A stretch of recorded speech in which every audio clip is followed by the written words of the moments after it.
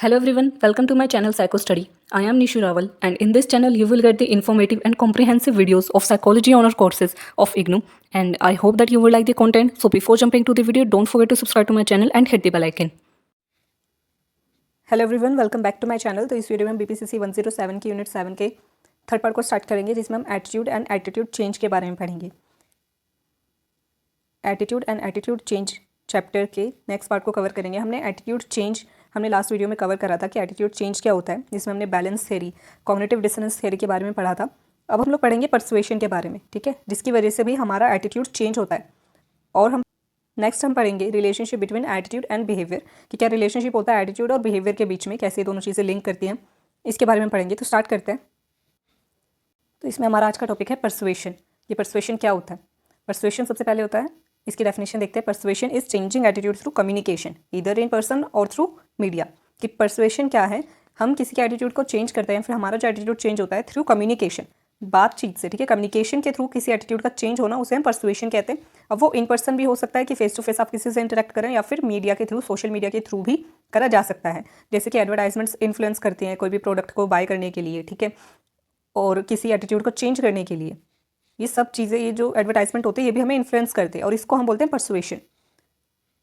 तो परसुएशन भी हमारे एटीट्यूड को चेंज करती है। अब इसमें हमें पढ़ना है dual process models of persuasion, ठीक है। परसुएशन के डुअल प्रोसेस मॉडल हमें पढ़ना है। अब जो ये परसुएशन होती है ये भी वेरी करती है, ठीक है। कोई कोई लोग होते हैं जो बहुत जल्दी परसुएड हो जाते हैं किसी से, कोई कोई होते हैं जो बिल्कुल भी नहीं होते। कुछ लोग बहुत अच्छे तरीके से इन्फ्लुएंस कर सकते हैं, किसी दूसरे इंसान को परसुएड कर सकते हैं, कई लोग नहीं कर पाते। तो ये इफेक्टिवनेस वेरी करती है। ये इफेक्टिवनेस वेरी करती है दो मॉडल पर। फर्स्ट है इसमें इलेबोरेशन लाइक्लीहुड मॉडल, दूसरा है ह्यूरिस्टिक सिस्टमैटिक मॉडल। अब ये जो दोनों प्रोसेसेस हैं, ये तो सजेस्ट करती हैं कि परसुएशन होती है, but persuasion happens through two routes. इनका कहना है, दोनों प्रोसेसिंग मॉडल्स का कहना है कि भाई जो हमारी परसुएशन होती है वो दो रूट से होकर के जाती है। पहला है सेंट्रल रूट, दूसरा है पेरिफेरल रूट। सेंट्रल रूट या फिर जिसे सिस्टमैटिक रूट भी कहते हैं, इसके अकॉर्डिंग जो भी हायर कॉग्निटिव एफर्ट हमें लगता है या फिर एलेबोरेशन लगती है परसुएड होने के लिए, ठीक है, कि हमें सेंट्रल रूट से अगर इन्फॉर्मेशन का जाना हो, कि अगर सेंट्रल रूट से इन्फॉर्मेशन का जाना हो तो उसके लिए हमें हाई कॉग्निटिव एफर्ट, यानी कि ज़्यादा दिमाग लगाना पड़ेगा, ज़्यादा कॉन्शियस होना पड़ेगा, अवेयर होना पड़ेगा, और जो भी इन्फॉर्मेशन यानी कि जो भी मैसेज हमारे पास आ रहा है उसको डीपली समझना पड़ेगा, तब जाकर के हम परसुएड होंगे, या फिर परसुएड नहीं भी हो सकते। तो ये है सेंट्रल सिस्टमैटिक रूट। सेकंड है पेरिफेरल रूट, या फिर जिसे ह्यूरिस्टिक रूट भी कहेंगे। अभी ह्यूरिस्टिक वर्ड से आपको याद आ रहा होगा शॉर्टकट्स, ठीक है। तो इसमें क्या है कि हमें कॉग्निटिव एफर्ट्स ज़्यादा नहीं लगाने पड़ते, हम सुपरफिशियल जो भी क्यूज होते हैं उसी पर रिलाई करते हैं और इन्फॉर्मेशन को ले लेते हैं। तो ये जो सेंट्रल रूट होता है ये हम लोग तब यूज़ करते हैं जब हमें कोई मैसेज हमारे लिए बहुत ज़्यादा अहमियत रखता है, ठीक है, बहुत ज़्यादा हमारे लिए इंपॉर्टेंट होता है और बहुत ज़्यादा डीपली हम उसे इसी वजह से उस मैसेज को समझते हैं, प्रोसेस करते हैं। तो वहाँ पर सेंट्रल रूट यूज़ करा जाता है। अगर आप अभी पढ़ रहे हैं, ठीक है, आपके कल एग्जाम्स हैं, कभी भी आपके एग्जाम्स हैं, तो आप अभी जो पढ़ रहे हो सेंट्रल रूट से इन्फॉर्मेशन जा रही है। लेकिन अगर आपके लिए कोई मैसेज इतना ज़्यादा मैटर नहीं करता, इतना ज़्यादा इंपॉर्टेंट नहीं है आपके लिए, तो वहाँ पे क्या होगा, वो इन्फॉर्मेशन जाएगी आपके पेरिफेरल रूट से। वो इन्फॉर्मेशन जाएगी आपके पेरिफेरल रूट से, क्योंकि वहाँ पर आप जो है इतने ज़्यादा मैसेज को डीपली अंडरस्टैंड समझने की कोशिश नहीं करोगे, वो ऊपर ऊपर से जाएगा आपके दिमाग से, उसे पेरिफेरल रूट कहते हैं। तो ये दो तरीके के रूट्स होते हैं according to dual process model. और अगर इन्फॉर्मेशन सेंट्रल रूट से जाती है तो एटीट्यूड ज़्यादा स्ट्रॉन्ग बनता है। Attitude formed west central route are stronger and more resist to change than those formed through the peripheral route. जो भी एटीट्यूड हमारे सेंट्रल रूट से बनते हैं वो ज़्यादा स्ट्रॉन्ग होते हैं और उनको चेंज करना बहुत ज़्यादा मुश्किल हो जाता है as compared to the peripheral route. तो इन्फॉर्मेशन अगर सेंट्रल रूट से गई है तो आप जल्दी परसुएड हो जाओगे, और जो भी आपने एटीट्यूड का चेंज आया है आपका, ठीक है, उसको दोबारा बदलना मुश्किल हो जाएगा। अगर इन्फॉर्मेशन पेरिफेरल रूट से गई है तो ईजिली परसुएड, तो वहाँ पर क्या होगा कि जो भी एटीट्यूड आपका है उसको कोई भी ईजिली चेंज कर सकता है, ठीक है। जो भी पेरिफेरल रूट से एटीट्यूड बना है, आपके किसी दोस्त ने कह दिया ये जो चीज़ है ना ये बड़ी अच्छी होती है, या फिर ये वाली जो जिम है ना ये बड़ी अच्छी है, यहाँ पे जाते हैं, तो आप परसुएड हो गए, ठीक है, आप चले गए कि भाई मेरे दोस्त ने बोला है, तो वो था आपका पेरिफेरल रूट। लेकिन जब आप वहाँ गए, आपने वहाँ पे जाके देखा किस तरीके से वहाँ पे जिम में ट्रेनिंग होती है ये सब, तो वहाँ पे जाकर के आपका एटीट्यूड चेंज हो सकता है। क्यों? क्योंकि वो सिर्फ पेरिफेरल रूट से बना था। बट अगर आपने सेंट्रल रूट से आपका जो एटीट्यूड है वो बना है, कि आपने पूरे रिव्यूज़ चेक करे हैं उस जिम के, ठीक है, कितने लोग आसपास के वहाँ पे जाते हैं, कितने लोगों की अच्छे से किसी ने मसल गेन करा है वहाँ पर जाकर के नहीं करा, अगर आप ये सारी इन्फॉर्मेशन लेकर के फिर उस जिम में जाते हो तो आपका जो एटीट्यूड बनेगा, सेंट्रल रूट से जो एटीट्यूड बना था उसको चेंज करना मुश्किल हो जाएगा। तो एटीट्यूड की स्ट्रेंथ भी मायने रखती है। अब बहुत सारे फैक्टर्स हैं जो इन रूट्स को इन्फ्लुएंस करते हैं। सबसे पहले तो है मैसेज की स्पीड, कि जो भी पर्सन है fast speech favours the peripheral route. जब जो भी इन्फॉर्मेशन, जो भी स्पीच आपके पास वो बहुत ज़्यादा स्पीड में आ रही है, ठीक है, तो वो आपकी पेरिफेरल रूट में चली जाएगी। अब पेरिफेरल रूट क्या है ये हमने अभी पढ़ा है, और वो इन्फॉर्मेशन या फिर पेरिफेरल रूट से जो भी एटीट्यूड बनता है वो कितना स्ट्रॉन्ग होता है वो भी हमने पढ़ा है। फिर है मूड। जो भी नेगेटिव मूड होता है वो सेंट्रल रूट को प्रेफर करता है, यानी कि वो ज़्यादा स्ट्रॉन्ग बन जाता है। जो पॉजिटिव मूड होता है वो प्रेफर करता है पेरिफेरल रूट को। फिर इंपॉर्टेंस भी मैटर करते हैं, जैसे हमने पहले पढ़ा था कि अगर कोई मैसेज आपके लिए बहुत ज़्यादा इंपॉर्टेंस रखता है, ठीक है, तो वो सेंट्रल रूट से प्रोसेस होगा। लेकिन अगर कोई भी इन्फॉर्मेशन आपके लिए इतनी मैटर नहीं करती कि आप जो है स्कूल में असेंबली में बैठे हुए और आपके कोई भी टीचर जो है वहाँ पर लेक्चर दे रहे हैं, आपको कुछ भी बता रहे हैं, कुछ भी इन्फॉर्मेशन दे रहे हैं और आपको बिल्कुल नींद आ रही है, आपके लिए वो इतना मैटर नहीं करता ये लोग क्या बोल रहे हैं, तो वहाँ पर इन्फॉर्मेशन जा रही है आपकी पेरिफेरल रूट से। फिर है इंडिविजुअल ट्रेट। हर पर्सन के जो इंडिविजुअल ट्रेट्स हैं वो भी काफ़ी ज़्यादा मायने रखते हैं, ठीक है। जो भी ट्रेट्स हैं जैसे कि नीड फॉर कॉग्निशन या फिर सेल्फ मॉनिटरिंग, ये भी काफ़ी ज़्यादा इन्फ्लुएंस करते हैं कि आप सेंट्रल रूट को प्रेफर करते हो या फिर पेरिफेरल रूट को प्रेफर करते हो, कौन से रूट से इन्फॉर्मेशन जाएगी। अगर आप सेल्फ मॉनिटरिंग बहुत ज़्यादा करते हो, आप काफ़ी सेल्फ मॉनिटर पर्सन हो कि भाई मुझे क्या खाना है दिन में, कितनी एक्सरसाइज करनी है, क्या नहीं खाना है, अगर आप इतना कॉन्शियस रहते हो, इट मीन्स कि आपकी ज़्यादातर इन्फॉर्मेशन क्या है, सेंट्रल रूट से होकर के जाएगी, जो भी डाइट से रिलेटेड है। लेकिन अगर आप सेल्फ मॉनिटर्ड नहीं हो तो वहाँ पर क्या होगा कि आपकी ज़्यादातर इन्फॉर्मेशन पेरिफेरल रूट से जाएगी। अब इसमें हमें पढ़ना है कि कौन कौन से फैक्टर्स होते हैं जो कि अफेक्ट करते हैं परसुएशन को, ठीक है। तो इसमें हमारे पास 4 फैक्टर्स हैं। फर्स्ट है इसमें सोर्स, कि इन्फॉर्मेशन हमारे पास आ किधर से रही है। जैसे कि हमने पढ़ा कि परसुएशन क्या है, किसके थ्रू हम लोग एटीट्यूड को चेंज करते हैं, कम्युनिकेशन के थ्रू। तो जब कम्युनिकेशन करें तो वहाँ पे एक दूसरा इंसान भी होगा, ठीक है। कहाँ से इन्फॉर्मेशन आ रही है, सोर्स क्या है, वो भी जो है रोल प्ले करता है।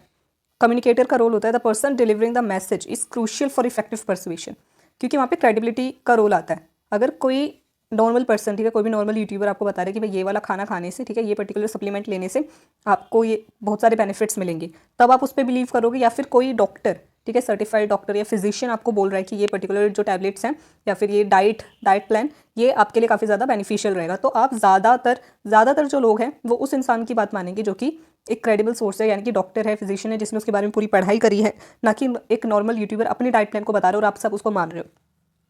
तो क्रेडिबिलिटी है वो काफ़ी ज़्यादा मैटर करती है परसुएशन के लिए। फैक्टर्स इंक्रीजिंग क्रेडिबिलिटी की एक्सपर्टीज इन फील्ड। कौन कौन से फैक्टर्स होते हैं जो क्रेडिबिलिटी को इंक्रीज करते हैं? Expertise in field, trust worthiness, ये ऐसे फैक्टर्स हैं जो कि इंक्रीज करते हैं क्रेडिबिलिटी, कि किसी को किसी फील्ड में कितनी एक्सपर्टीज है, उसने PhD कर रखी है, ठीक है, या फिर नहीं करी है, वो कितना ट्रस्ट वर्थी इंसान है, ये काफ़ी ज़्यादा मैटर करता है और अफेक्ट करता है क्रेडिबिलिटी को। और जितनी ज़्यादा क्रेडिबिलिटी होगी उतना ईजिली परसुएट हो पाएगा। एक स्टडी हुई थी जो कि हावलैंड ने और वेल्स ने करी थी 1951 में। इसमें उन्होंने क्या करा था कि जो पार्टिसिपेंट्स थे उनका एटीट्यूड देखा था न्यूक्लियर सबमरीन्स के लिए, ठीक है, उससे मेजर करना था। तो ये हमारा टॉपिक था स्टडी का। अब इन्होंने क्या बोला कि जितने भी पार्टिसिपेंट्स थे, 2 ग्रुप थे। जो पहला ग्रुप था, दोनों ही ग्रुप को न्यूक्लियर सबमरीन्स के बारे में सेम मैसेज दिया गया था, सेम मैसेज दोनों ग्रुप को न्यूक्लियर सबमरीन्स के बारे में। एक ग्रुप को कहा गया कि ये जो भी मैसेज है ये एक क्रेडिबल सोर्स से आया, यानी कि किसी साइंटिस्ट रॉबर्ट जे ओपनहेमर इनकी तरफ से ये वाला मैसेज आया। जबकि दूसरे ग्रुप को बोला कि ये जो मैसेज है ये एक न्यूज़पेपर की हेडिंग में था और न्यूज़पेपर में छपा था, वो इन्फॉर्मेशन आपके पास आई है। ज़्यादातर जो एटीट्यूड चेंज को जो हमने ऑब्जर्व करा वो करा ग्रुप 1 से, जिनको कि बताया गया था कि ये इन्फॉर्मेशन एक साइंटिस्ट ने दी है। क्यों? क्योंकि वहाँ पे क्रेडिबिलिटी बहुत ज़्यादा बढ़ गई। तो क्रेडिबिलिटी भी एक रोल प्ले करती है कि सोर्स कितना क्रेडिबल है, ठीक है, कितना उसको एक्सपीरियंस एक्सपर्टीज़ है उस पर्टिकुलर फील्ड के लिए, वो भी हमारे परसुएशन को इन्फ्लुएंस करते हैं, अफेक्ट करते हैं। फिर कितना अट्रैक्टिवनेस एंड लाइकेबिलिटी भी परसुएडर, जो भी ज़्यादा अट्रैक्टिव और लाइकेबल परसुएडर्स होते हैं वो भी काफ़ी सक्सेसफुली चेंज कर पाते हैं लोगों के एटीट्यूड को। फिर है इसमें रैपिड स्पीच, कि जो लोग ज़्यादा जल्दी बोलते हैं, ठीक है, क्विकली बोलते हैं, उनको भी ज़्यादा नॉलेजेबल और परसुएसिव माना जाता है क्योंकि वो इतना जल्दी बोलते हैं। तो ये भी एक फैक्टर है। तो जो सोर्स है वो एक बड़ा फैक्टर है कि वो कितना क्रेडिबल है, कितना अट्रैक्टिव है और कितना लाइकेबल है, और कितना जल्दी कोई भी जो भी सोर्स है वो बोल रहा है, कोई भी पर्सन है जो बोल रहा है, वो भी परसुएशन को अफेक्ट करते हैं। तो पहला हमारा जो फैक्टर है वो है सोर्स। दूसरा हमारा फैक्टर है मैसेज। अब सेकंड जो हमारे पास फैक्टर है वो है मैसेज, ठीक है, जो इन्फॉर्मेशन है, जो मैसेज है हमारे पास, तो वो कैसे अफेक्ट कर सकता है हमारे परसुएशन को? Emotions in messages affect how persuasive it is. किस तरीके के इमोशंस है और कितने इमोशंस है कि किसी भी पर्टिकुलर मैसेज में, वो भी हमारी परसुएशन को अफेक्ट करेंगे। जैसे कि हमने पहले पढ़ा कि जो नेगेटिव इमोशंस वाले मैसेजेस होते हैं, ठीक है, वो ज़्यादा सेंट्रल रूट से होकर के जाते हैं, और जब सेंट्रल रूट से होकर के जाएंगे तो वो ज़्यादा स्ट्रॉन्ग एटीट्यूड बिल्ड करेंगे और उनको चेंज करना मुश्किल हो जाएगा। लेकिन जो पॉजिटिव एटीट्यूड्स होते हैं वो पेरिफेरल रूट से होकर के जाते हैं। तो जितनी भी पॉजिटिव फीलिंग्स है, like enjoying snacks make people more open to persuasive, तो जो पॉजिटिव फीलिंग्स होती हैं वो ज़्यादा ओपन अप करती है लोगों को परसुएशन के लिए, कि अगर कोई भी आप ऐसा कोई भी चैनल देख रहे हो, ठीक है, कोई भी मूवी देख रहे हो उसमें, या फिर कोई भी ऐसी एडवर्टाइजमेंट देख रहे हो जिसमें आपका कोई फेवरेट एक्टर है, ठीक है, या फिर एक्ट्रेस है, या फिर कोई आपका फेवरेट यूट्यूबर या फिर इन्फ्लुएंसर है, उसकी वो एडवर्टाइजमेंट है, तो वो आपको पॉजिटिव फील करवाएगी, आपको अच्छा फील होगा उसे देख करके, ठीक है। और जब आपको अच्छा फील होगा तो आप परसुएशन के लिए अग्री कर जाओगे, आप ओपन अप हो जाओगे टू परसुएड। इस वजह से मोस्टली एडवर्टाइजमेंट्स में या फिर जितने भी एडवर्टाइजर्स होते हैं वो ज़्यादातर जो फेमस इन्फ्लुएंसर्स या एक्टर्स होते हैं इनको अपनी एडवर्टाइजमेंट, अपने प्रोडक्ट को एडवर्टाइज करने के लिए बोलते हैं, क्योंकि वो आपको पॉजिटिव फीलिंग देगी सबसे पहले तो, और जब आप पॉजिटिव फील करोगे तो आप ज़्यादा ओपन अप हो जाओगे परसुएशन के लिए। जब हम लोग खुश होते हैं तो हम बहुत ज़्यादा डीपली नहीं सोचते, ठीक है, और क्विकर डिसीजंस हम लोग ले लेते हैं, ये इसके पीछे ही लॉजिक है। तो इमोशंस इन मैसेज भी काफ़ी ज़्यादा इन्फ्लुएंस करते हैं, अफेक्ट करते हैं हमारे परसुएशन को। फिर है fear in messages about quitting smoking और safe behaviour often use fear. जैसे आपने बहुत सी एडवर्टाइजमेंट देखी होगी टोबैको को लेकर के या स्मोकिंग को लेकर के कि ये काफ़ी इंजurious है हेल्थ के लिए, तो वहाँ पर फियर को यूज़ करा जाता है। Mild fear is most effective because it makes people think without squaring them too much. जो माइल्ड फियर है वो काफ़ी ज़्यादा ऑप्टिमल रहता है, क्योंकि वो लोगों को बिल्कुल स्केरी फील नहीं करवाता, बट उनको डीपली सोचने में मजबूर कर देता है कि जब तुम स्मोकिंग कर रहे हो तो इसकी वजह से ये चीज़ें हो सकती, तो वहाँ पे डर नहीं होता, मतलब हल्का सा फियर होता है, माइल्ड फियर होता है, ऑप्टिमल फियर उसे बोल सकते हैं, जिससे कि वो परसुएड हो सकते हैं जल्दी से। और ज़्यादातर ये चीज़ यूज़ करी जाती है, फियर इन मैसेज यूज़ करा जाता है सेफ बिहेवियर के लिए। फिर इसमें one sided versus two sided messages में क्या है कि कुछ मैसेजेस होते हैं जिसमें आर्ग्यूमेंट्स की दोनों साइड्स होते हैं, और कुछ मैसेजेस होते हैं जिसमें सिर्फ एक साइड होती है। जो टू साइडेड मैसेजेस होते हैं उनको वो ज़्यादा परसुएसिव माने जाते हैं, क्योंकि वो लेस बाइस्ड होते हैं। फॉर एग्जांपल कि अगर आपको कोई प्रोडक्ट खरीदना है, कोई मेडिसिन है, ठीक है, और उसको आपको सिर्फ अच्छी बातें बताई जा रही हैं कि इस प्रोडक्ट में ये फ़ायदे हैं, इसकी ये इतनी अच्छी है, ये वो सिर्फ उसकी अच्छी बातें बताई जा रही हैं, तो वो आपको ज़्यादा बाइस्ड लगेगा। और जो वन साइडेड मैसेजेस होते हैं वो ज़्यादा रेसिस्ट कर सकते हैं आपके मैसेज को, क्योंकि उनमें बायसनेस बहुत ज़्यादा दिखती है, उसमें पता चल जाता है कि भाई सिर्फ इसकी अच्छी अच्छी बातें बताई जा रही हैं, तो ये सिर्फ हमें परसुएड करने के लिए, तो वो इतना ज़्यादा परसुएड आपको नहीं करेगा।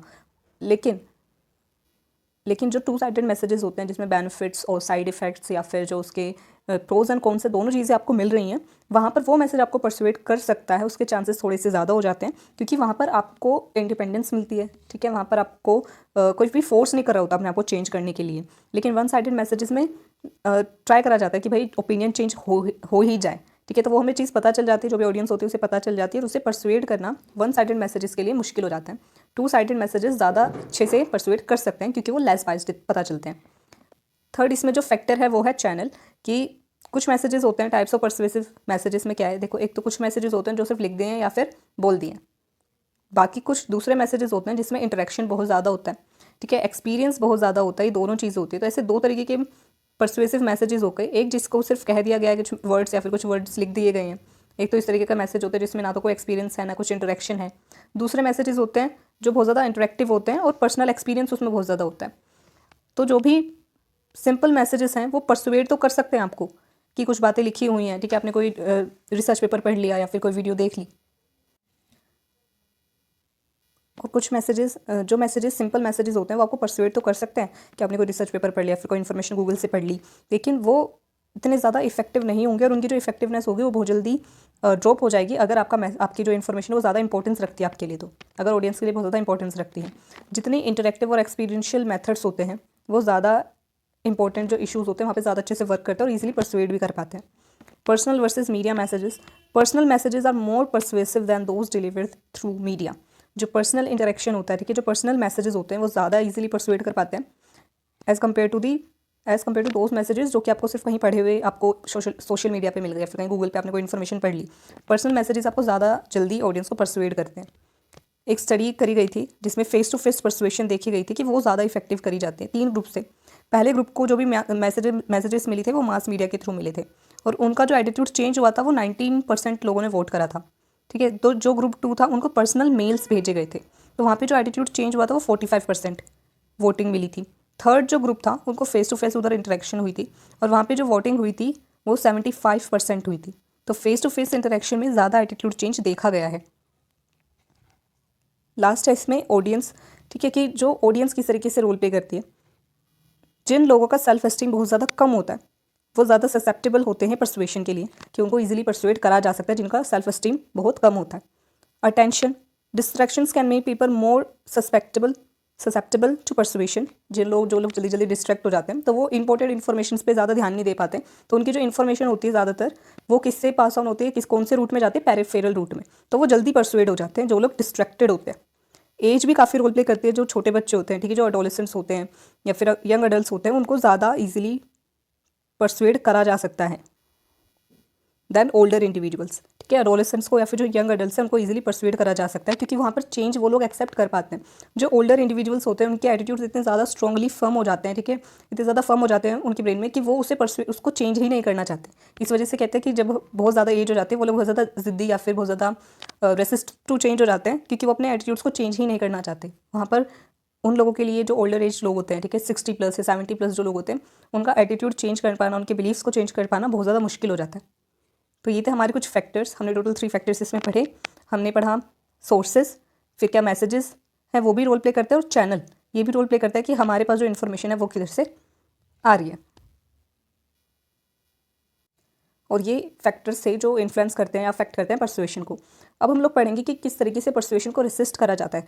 अब सब लोग तो परसुएड हो नहीं पाते हैं, ठीक है, बहुत लोग होते हैं जिनको कितने ही बातें या फिर कुछ ही परसुएड या फिर कितना इन्फ्लुएंस करने की कोशिश कर लो वो उनका एटीट्यूड चेंज ही नहीं होता, ठीक है। तो बहुत सारे ऐसे फैक्टर्स हैं जो कि रोल प्ले करते हैं रेसिस्टेंस में, ठीक है, कि वो परसुएड हो ही नहीं पाते। अब इसमें 4 हमारे पास फैक्टर्स हैं। फर्स्ट है इसमें रिएक्टेंस, फिर है फोर वार्निंग, फिर है सेलेक्टिव एक्सपोजर और लास्ट है काउंटर आर्ग्यूमेंट्स। तो फर्स्ट है इसमें रिएक्टेंस। हर इंसान की जो पर्सनल फ्रीडम है सब लोग उसको वैल्यू करते हैं कि मेरा जो ओपिनियन हो वो मेरा ओपिनियन हो, उसको कोई भी परसुएड ना करे, ठीक है, उसको लोग दूसरे लोग भी एक्सेप्ट करें। तो ये सबको ये सबके लिए ये इनेंट होता है। when someone pressures us to change our views it can feel like a threat to our freedom causing annoyance। कि जब हमें दिखता है कि यार कोई हमारे व्यूज़ को, ठीक है, कोई हमारे ओपिनियंस को चेंज करने की कोशिश करे या फिर हमें फोर्स करे कि हम उसे चेंज करें, तो हमें अपनी जो फ्रीडम होती है उस पर थ्रेट फील होता है कि आपको कोई भी पर्टिकुलर जॉब करनी है या फिर कोई कोर्स चूज़ करना है, वो आपकी पर्सनल फ्रीडम थी कि आपको वो अच्छा लगता है इस वजह से आपको वो चूज़ करना है। लेकिन जब आपके पेरेंट्स आपको बार बार फोर्स करें कि नहीं ये नहीं करना, ये अच्छा कोर्स नहीं होता, कोई दूसरा कोर्स लो, तो आपकी फ्रीडम को थ्रेट मिलता है उस टाइम पर, तो आपको वो अनोइंग फील होता है।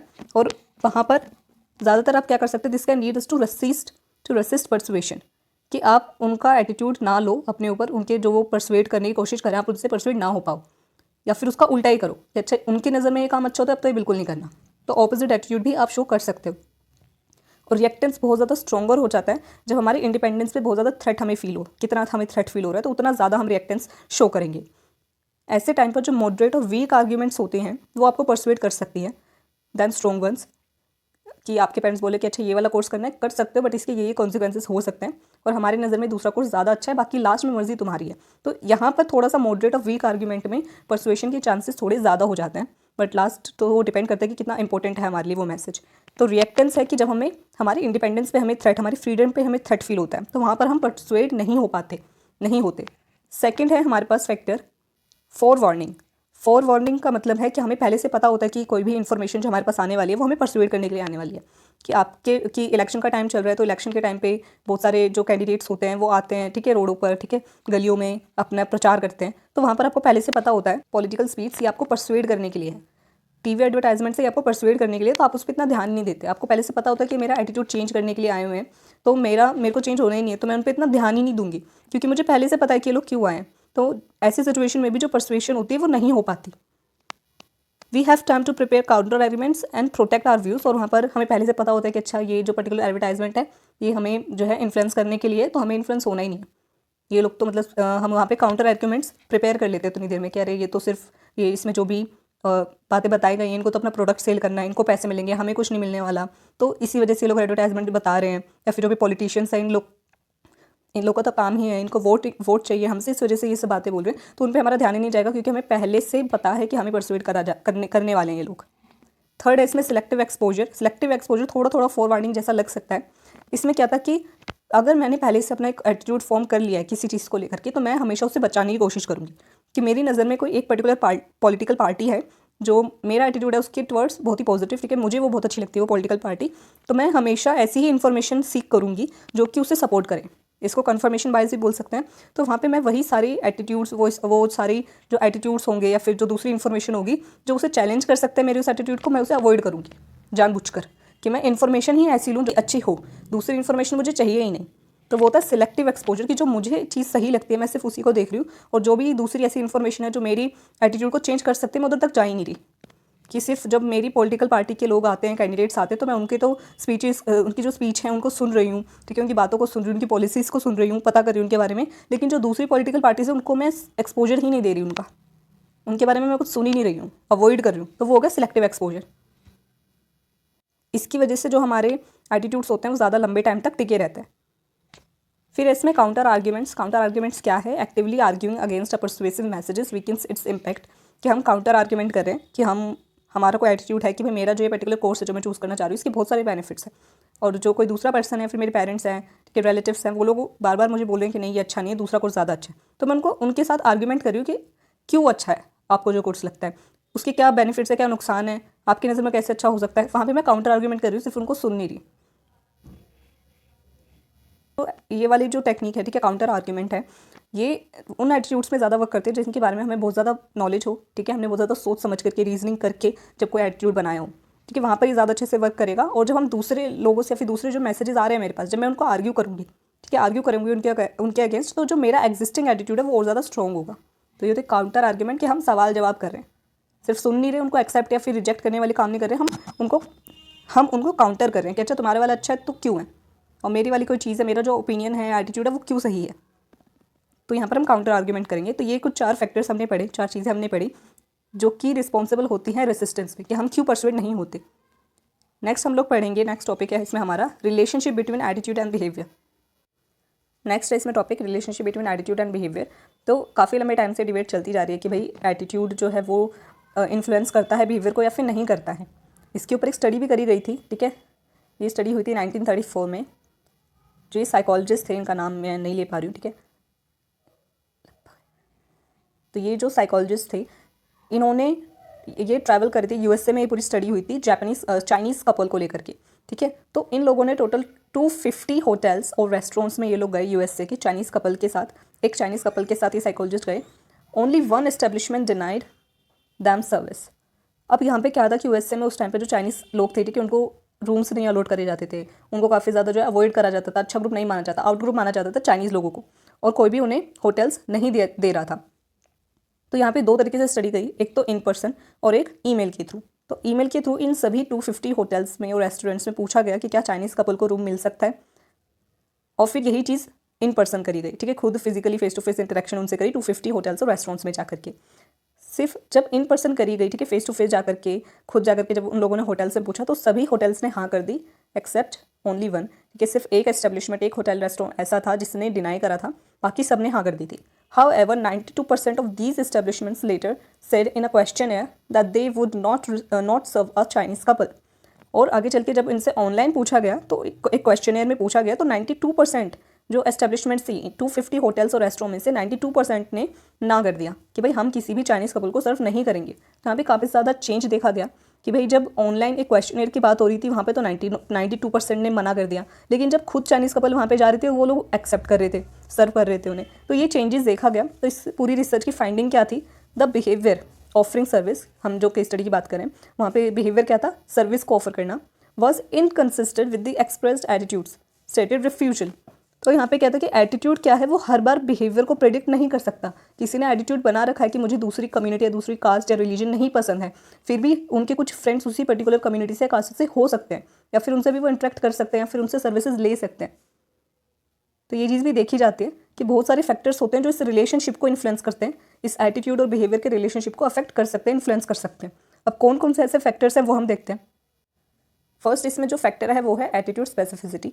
एटीट्यूड स्पेसिफिसिटी क्या बोलता है कि भाई जो जनरल एटीट्यूड है वो कभी भी एक स्पेसिफिक बिहेवियर को प्रेडिक्ट नहीं कर सकता। कि जनरल एटीट्यूड क्या हो गया यहाँ पर कि आपको साइकोलॉजी अच्छी लगती है, ये आपका हो गया ओवरऑल साइकोलॉजी को लेकर के आपका एटीट्यूड, तो इसे जनरल एटीट्यूड कहेंगे, ठीक है। लेकिन आपको इसमें सोशल साइकोलॉजी पसंद नहीं है, या फिर आपको इसमें स्टैटिस्टिक्स पसंद नहीं है, तो आपका जो ओवरऑल एटीट्यूड था, जनरल एटीट्यूड था साइकोलॉजी को लेकर के, वो पॉजिटिव था। लेकिन साइकोलॉजी की ही एक सब फील्ड जो कि स्टैटिस्टिक्स हो गया या फिर सोशल साइकोलॉजी हो गया वो आपको नहीं पसंद। तो आपका जो जनरल एटीट्यूड है वो कभी भी आपके किसी एक स्पेसिफिक बिहेवियर को प्रेडिक्ट नहीं कर सकता। इस वजह से जो स्टडी हुई थी जो हमने अभी पढ़ी, ठीक है, उसमें भी क्या देखा गया कि जनरल एटीट्यूड क्या था यूएसए के लोगों का, कि वो चाइनीज़ लोगों को पसंद नहीं करते, उनको सर्विसेज ऑफर नहीं करेंगे। लेकिन जो उनका स्पेसिफिक बिहेवियर था कि कोई एक चाइनीज़ कपल आया है, उसको उन्होंने देखा, उनसे बात करी, तो क्या वो उस स्पेसिफिक चाइनीज़ कपल को फिर भी उन्होंने क्या करा, सर्विसेज ऑफर करी। तो उनका जनरल एटीट्यूड उनके बिहेवियर को प्रिडिक्ट नहीं कर पाया, उनसे मैच नहीं कर रहा था।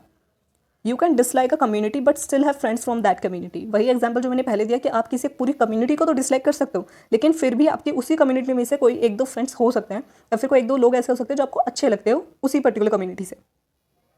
ये था एटीट्यूड स्पेसिफिसिटी। सेकेंड है इसमें attitude accessibility. Attitudes that come to mind easily influence behaviour more. वो एटीट्यूड्स जो आपके दिमाग में बहुत जल्दी आते हैं, फिर बहुत ज़्यादा फ्रिक्वेंटली आते हैं, वो आपके बिहेवियर को ज़्यादा इन्फ्लुएंस कर सकते हैं।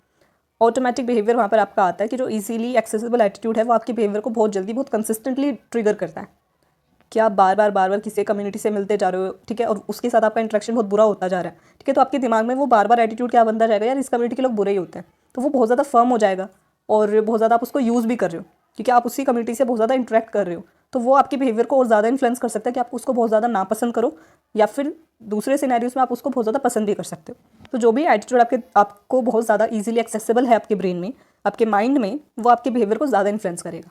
तो एक्सेसिबिलिटी भी काफ़ी ज़्यादा रोल प्ले करती है। थर्ड है सेल्फ अवेयरनेस। अब सेल्फ अवेयरनेस दो तरीके की है, एक तो प्राइवेट और दूसरी public self awareness. Private self awareness क्या है कि आप अकेले हो, उस टाइम पर आपका पर्टिकुलर एटीट्यूड क्या है, act according to your own attitude. जब आप अकेले होते हैं, प्राइवेट में होते हो, तो आप अपने अकॉर्डिंग कोई भी एक्शन लेते हो, आप अपने एटीट्यूड से बिहेव करते हो। बट जब आप पब्लिक में होते हो, ठीक है, पब्लिक सेल्फ अवेयरनेस क्या है, act according to the majority's attitude, कि आप मेजॉरिटी के हिसाब से परफॉर्म कर रहे हो, एक्ट कर रहे हो। जैसे प्राइवेटली तो आप, जैसे यहाँ पे एग्जांपल दिया, यू सपोर्ट स्वच्छ भारत अभियान प्राइवेटली, ठीक है, इस वजह से आप यहाँ वहाँ कूड़ा नहीं फेंकते हो। लेकिन जब अपने फ्रेंड्स के साथ हो, ठीक है, अपने फ्रेंड्स के साथ तो आपने थोड़ा बहुत कूड़ा इधर उधर फेंक दिया, ठीक है, कोई रैपर था वो इधर उधर फेंक दिया। अकेले होते तो आप नहीं करते, आप उसको डस्टबिन में ही फेंक दे, बट फ्रेंड्स के साथ में जैसे फ्रेंड्स आपके बिहेव करे उस तरीके से आपने बिहेव करा। तो ये भी पब्लिक में और प्राइवेट में जो आपका रिस्पॉन्स हो सकता है, आपका एटीट्यूड से आप चल रहे हो या फिर एटीट्यूड के अकॉर्डिंग आप बिहेव कर रहे हो नहीं कर रहे हो, वो भी चेंज हो सकता है। जैसे जब प्राइवेटली एक्ट हुआ था कि जो स्टडी हुई थी कि चाइनीज़ कपल को रूम मिलेगा या फिर सर्विसेज ऑफर करी जाएंगी नहीं करी जाएंगी, तो जितने भी रेस्टोरेंट्स या होटल्स थे, जब वो प्राइवेटली उनको देखा गया एक होटल में जा करके, तो उन्होंने अपने खुद के एटीट्यूड के हिसाब से काम करा। लेकिन जब उनको पता चला कि एक स्टडी करी जा रही है, उसमें उनको अपना रिस्पॉन्स देना है क्वेश्चनर में, तो वो मेजॉरिटी के हिसाब से चले। Self awareness. नेक्स्ट है इसमें एटीट्यूड सर्टेनिटी। एटीट्यूड सर्टेनिटी में क्या है, दो पार्ट्स होते हैं, ठीक है। सर्टेनिटी में दो चीज़ें हैं, पहली चीज़ है क्लैरिटी, दूसरी चीज़ है करेक्टनेस। क्लैरिटी है कि आपको पता है कि आपका क्या एटीट्यूड है, आप किसी कम्युनिटी को पसंद करते हो नहीं करते हो, आप उसके लिए बिल्कुल क्लियर हो, ये तो हो गई क्लैरिटी। फिर है करेक्टनेस, कि आपको वो कम्युनिटी अच्छी नहीं लगती, तो क्या ये चीज़ सही है या गलत है, वो आपके करेक्टनेस में आता है। How right you think your attitude is, दूसरे ने आपको क्या लगता है कि आपका एटीट्यूड कितना सही है कितना गलत है, वो करेक्टनेस में आता है। कि आपको क्या लगता है आपका एटीट्यूड कितना सही है या फिर वो सही है भी कि नहीं, वो आपका करेक्टनेस में आता है। और आपका एटीट्यूड है क्या, पॉजिटिव है या नेगेटिव है किसी चीज़ को लेकर के, वो क्लैरिटी में आ गया।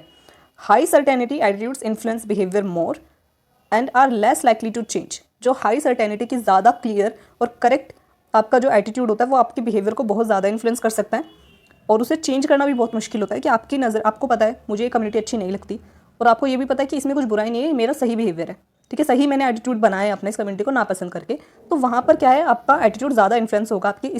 आपका जो ये वाला एटीट्यूड होगा वो आपके बिहेवियर को ज़्यादा इन्फ्लुएंस कर सकता है और उसे चेंज करना मुश्किल हो जाएगा। तो ये था एटीट्यूड सर्टेनिटी। फिर इसमें एटीट्यूड स्ट्रेंथ। एटीट्यूड स्ट्रेंथ क्या है, जो एटीट्यूड बहुत ज़्यादा स्ट्रॉन्गर होते हैं वो और ज़्यादा बिहेवियर को काफ़ी ज़्यादा स्ट्रॉन्गली लिंक होते हैं उस बिहेवियर से। कि आप जितना ज़्यादा आपका स्ट्रॉन्ग एटीट्यूड होगा उतना ज़्यादा वो स्ट्रॉन्गली इन्फ्लुएंस करेगा आपके बिहेवियर को। अब जो ये स्ट्रेंथ होती है, डिपेंड करती है कि आप कितनी बार उस एटीट्यूड के बारे में सोचते हो, ठीक है, और वो एटीट्यूड आपके लिए कितना ज़्यादा रेलिवेंट है और आप उस एटीट्यूड से कितना ज़्यादा आपको डायरेक्टली एक्सपीरियंस आप कर पाते हो। आपने सोच रखा है भैया अच्छा मुझे चाइनीज़ कपल्स पसंद नहीं है, फिर चाइनीज़ लोग मुझे पसंद नहीं है, लेकिन आपके पास कभी चाइनीज़ लोग आए ही नहीं, आपने कभी डायरेक्टली उनसे एक्सपोजर नहीं करा, तो ये थॉट, ये जो एटीट्यूड आपके दिमाग में इतना ज़्यादा आएगा ही नहीं, क्योंकि आपने इतना ज़्यादा उसके बारे में कभी सोचा ही नहीं होगा, क्योंकि आपको ज़रूरत ही नहीं पड़ी। तो ये आप कितनी बार सोचते हो कितना रेलिवेंट आपके लिए, कितना आपने एक्सपीरियंस करा, ये भी आपके एटीट्यूड को बहुत ज़्यादा स्ट्रॉन्ग बनाते हैं। और जितना स्ट्रॉन्ग आपका एटीट्यूड होगा, जितना स्ट्रॉन्ग एटीट्यूड होगा उतना ही ज़्यादा वो प्रिडिक्ट कर सकता है आपके बिहेवियर को। तो ये कुछ फैक्टर्स हमने पढ़े, attitude specificity, attitude accessibility, self awareness, attitude certainty और एटीट्यूड स्ट्रेंथ, जो कि इन्फ्लुएंस करते हैं आपके बिहेवियर को। तो ये रिलेशनशिप हमने देखा एटीट्यूड और बिहेवियर के बीच में कि बहुत सारे, सिर्फ एक स्ट्रेट फॉरवर्ड हम नहीं कह सकते जैसा आपका एटीट्यूड है उसने बिहेवियर को इन्फ्लुएंस कर दिया। बहुत सारे बीच में फैक्टर्स आते हैं जो कि रोल प्ले करते हैं। हो सकता है प्राइवेटली कुछ और आपका एटीट्यूड हो, ठीक है, पब्लिकली आप कुछ और बिहेव कर रहे हो, बहुत सारी चीज़ होती है। तो आज की वीडियो में इतना ही। आज की वीडियो में हमने एटीट्यूड चेंज अपना पूरा कवर कर लिया, पर्सुएशन हमने कवर कर लिया, और क्या रिलेशनशिप होता है एटीट्यूड और बिहेवियर के बीच में वो हमने कवर कर लिया। और जो नेक्स्ट वीडियो होगी वो लास्ट वीडियो होगी जिसमें कि हम स्टीरियोटाइप्स, प्रीजुडिस और डिस्क्रिमिनेशन के बारे में पढ़ेंगे। तो आई होप कि वीडियो आपको अच्छी लगी हो, सारी चीज़ें अच्छे से समझ में आई हो। अगर कोई भी क्वेरी रह जाती है तो आप कमेंट सेक्शन लिख करके बता सकते हैं और अपनी क्वेरी पूछ सकते हैं। और इस यूनिट के जो नोट्स होंगे वो लास्ट वीडियो के बाद जो है टेलीग्राम पर अपलोड हो जाएंगे, तो टेलीग्राम से आप जाकर के ले सकते हैं।